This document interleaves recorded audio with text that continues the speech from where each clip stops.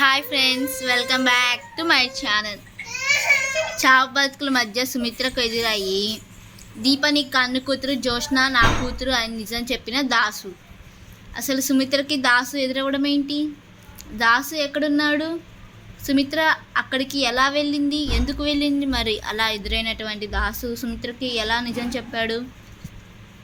ఆ విషయం సుమిత్ర నమ్మిందా? మరి దాసు ఏ రీజన్స్తో సుమిత్రను నమ్మించాడు? మరి అలా నమ్మి దీప తన కూతురని తెలుసుకొని సుమిత్ర జోష్న విషయంలో ఎలాంటి నిర్ణయం తీసుకుంది? ఇదంతా కూడా వీడియోలో చూసేసి తెలుసుకునేద్దాం. కార్తీక దీపం ఇది నవవసంతం అప్కమింగ్ ఎపిసోడ్స్లో ఏం జరగబోతుంది అనేది ముందుగా తెలుసుకోవడానికి వీడియోని లైక్ చేసి ఛానల్ని సబ్స్క్రైబ్ చేసి పక్కనున్న బెల్ ఐకాన్లో ఆల్ టైప్ చేయడం మర్చిపోకండి.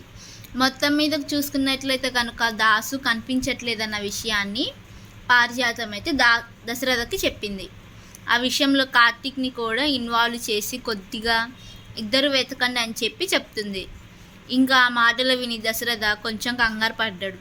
అది గమనించిన కార్తీక్ దశరథని నిలదీసి దాసుని చంపించింది జోష్న అనే విషయాన్ని దశరథకు తెలుసని విషయాన్ని తెలుసుకున్నాడు కార్తీక్.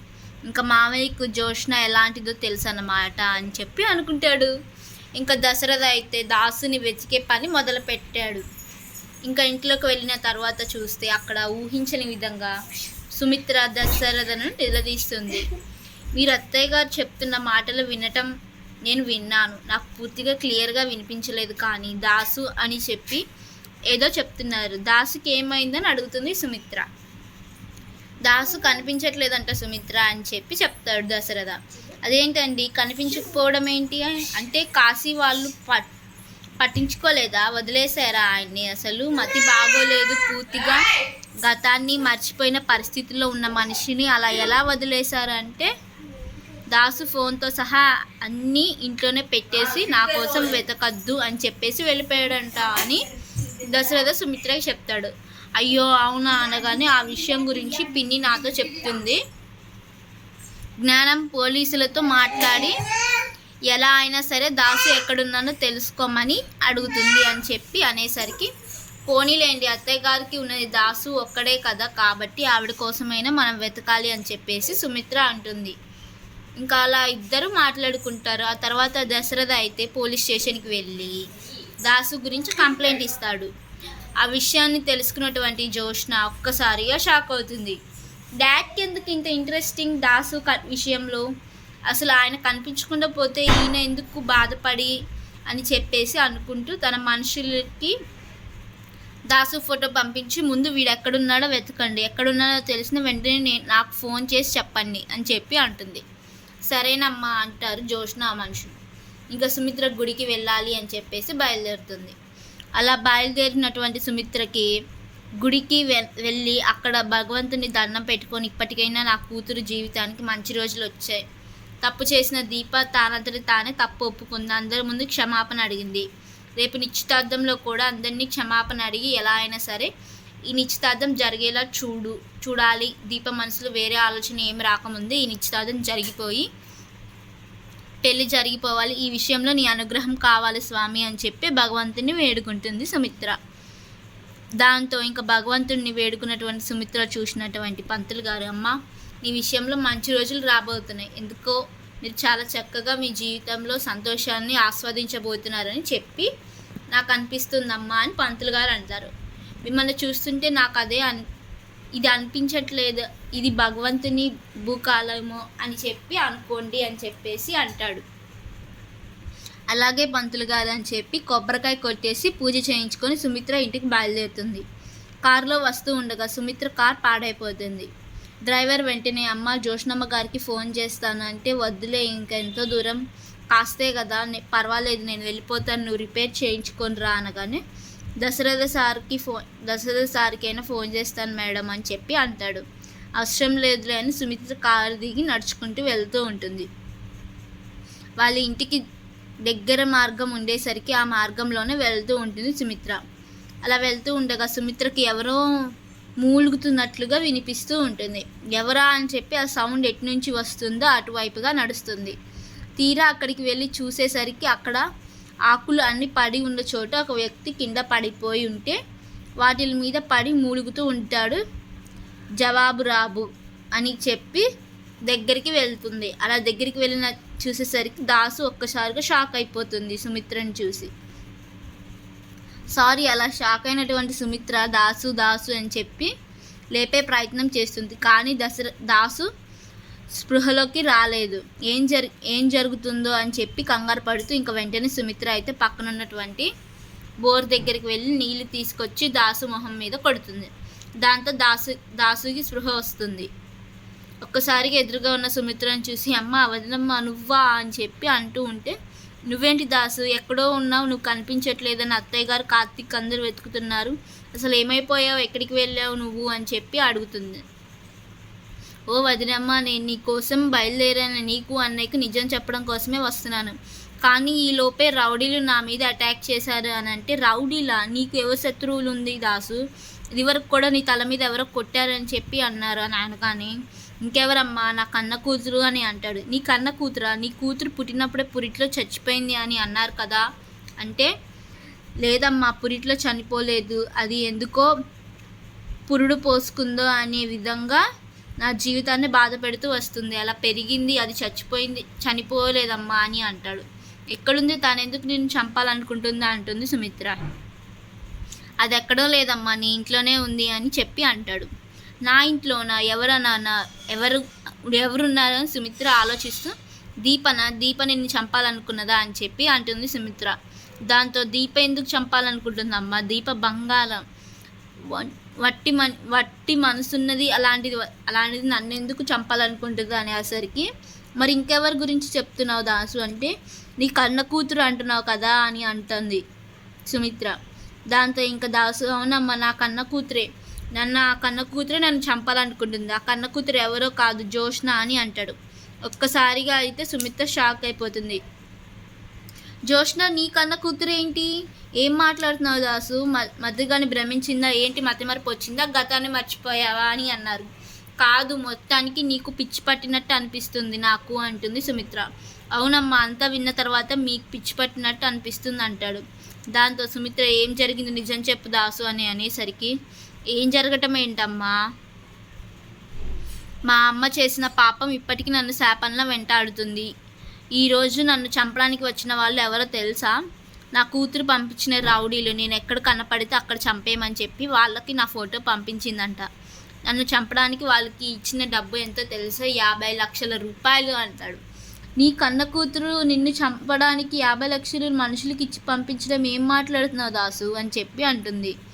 నిజమమ్మా, అబద్ధం కాదు, నా కూతురు ఎవరో ఎందుకో ఇలా చేస్తుందో తెలిస్తే ఖచ్చితంగా ఆశ్చర్యపోతావు అంటూ ఇంకా దాసు నిజం చెప్పడం మొదలు పెడతాడు. 25 ఏళ్ల క్రితం నువ్వు పురుడు పోసుకున్న రోజునే నా భార్య కూడా పురుడు పోసుకుంది కదా, అదే హాస్పిటల్లో కదా అని అంటాడు. అవును, ఆ విషయం నాకు తెలుసు, నీ భార్యకు పుట్టినటువంటి పాప చనిపోయిందని కూడా తెలుసు అంటే, చనిపోలేదమ్మా, ఆ పాప నీ పొత్తిళ్ళలోనే చేరింది, నీ పొత్తిళ్ళలో ఉండవలసిన నీ బిడ్డ రోడ్డు పాలు అయిపోయింది అని అంటాడు. ఒక్కసారిగా షాక్ అయిపోతుంది సుమిత్ర. అంటే నువ్వు అంటుంది జోష్న నా పొత్తిళ్ళలోకి వచ్చింది, నా పొత్తిళ్ళలో ఉండవలసిన నా బిడ్డ రోడ్డు పాలు అయిపోయింది అని అంటే, జోష్న నా కన్న కూతురు కాదా అంటుంది సుమిత్ర. అవునమ్మా, జోష్న నీ కన్న కూతురు కాదు. జోష్న నీ కన్న కూతురా? మరి నా కూతురు ఏమైపోయింది అసలు నువ్వేం చెప్తున్నావు, నాకేం అర్థం కావట్లేదు అంటూ సుమిత్ర మాట్లాడేసరికి, చెప్తానమ్మా, అదే చెప్తాను, నీ కన్న కూతురు ఏమైపోయిందో చెప్తాను, వినటానికి గుండె దిట్టు చేసుకొని సిద్ధంగా ఉండు, నీ కన్న కూతురునే నీ దగ్గరికి నుంచి దూరం చేసింది ఎవరో తెలుసుకోవడానికి సిద్ధంగా ఉండు అంటూ దాసు కళ్ళల్లో నీళ్లు తడుచుకుంటాడు. అసలు ఇప్పటికీ ఇంకా సుమిత్ర అయితే జోష్న నా కన్న కూతురు కాదా అని చెప్పి కళ్ళల్లో నీళ్లు తుడుచుకుంటూ ఉంటుంది. చెప్పు దాసు, అసలు ఏం జరుగుతుంది చెప్పు అని అడిగేసరికి ఇంకా ఆ రోజు జరిగిన మొత్తం దాసు చెప్పడం మొదలు పెడతాడు. నువ్వు ఆడబిడ్డని కన్నావు, నా భార్య ఆడబిడ్డని కన్నది, అప్పుడే ఇక్కడ 2 ప్రాణాలు పురుడు పోసుకుంటే నా తల్లి మనసులో ఒక దురాలోచన పురుడు పోసుకుంది, అదే నీ బిడ్డని చంపి ఆ స్థానంలోకి నా బిడ్డని తీసుకురావాలని. అందుకోసమే నీ పొత్తిళ్ళలో ఉన్న నీ కూతుర్ని సైదుల ద్వారా బయటకు పంపించేసింది. నా భార్య పొత్తిళ్ళలో ఉన్న నా కూతుర్ని తీసుకొచ్చి నీ దగ్గర పడుకోబెట్టింది. నువ్వు తానే నీ కూతురు అనుకున్నావు. దశరథ అన్నయ్య కాంచన కలిసి ఇద్దరు కూడా ఇంకేముంది కార్తిక్కి భార్య పుట్టింది అని అనుకున్నారు. కానీ అప్పటికి జ్యోష్ణ వచ్చిన స్థానంలోకి, దీప ఉండాల్సిన స్థానంలోకి జ్యోష్ణ వచ్చేసింది. ఈ విషయం ఎవరికి తెలియదు కదా అని అనేసరికి ఒక్కసారిగా షాక్ అవుతుంది. దీప ఉండవలసిన స్థానం ఏంటి, ఏం మాట్లాడుతున్నావు దాసు అంటే, అవునమ్మా, సాయుధలతో పంపించిన తర్వాత సాయుధలు ఆ బిడ్డని చంపారా లెక్క ప్రకారం అయితే కానీ చంపలేదు. వాడికి చివరాఖరి నిమిషంలో మనసు మారింది. అందుకోసమే ఆ బిడ్డను తీసుకెళ్ళి బస్టాండ్లో నీళ్ళు అంటే వర్షం పడుతున్న రాత్రి నీళ్లు పడకుండా జాగ్రత్తగా పెట్టాడు.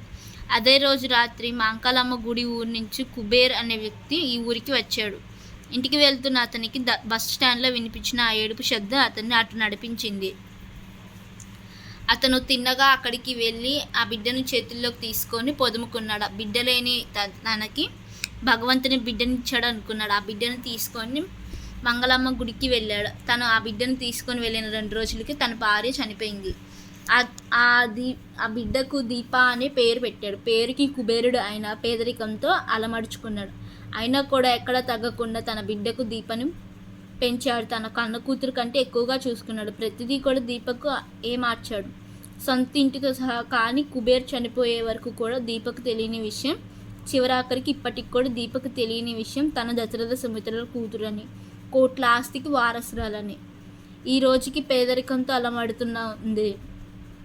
ఈ నిజం తెలుసుకున్నది జ్యోష్ణ. తన పుట్టుకు దాని వెనకాలన్న రహస్యం ఏం తెలియని దీప ఆ ఇంట్లో నిరుపేదగానే పెరిగింది. ఈ రోజు కూడా తనకి నిజం తెలియదు అని అంటాడు దాసు.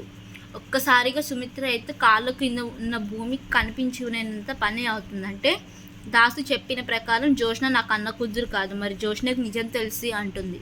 తెలిసిందమ్మా, తన పుట్టుకు సంబంధించిన నిజాన్ని, రహస్యాన్ని తెలుసుకుంది.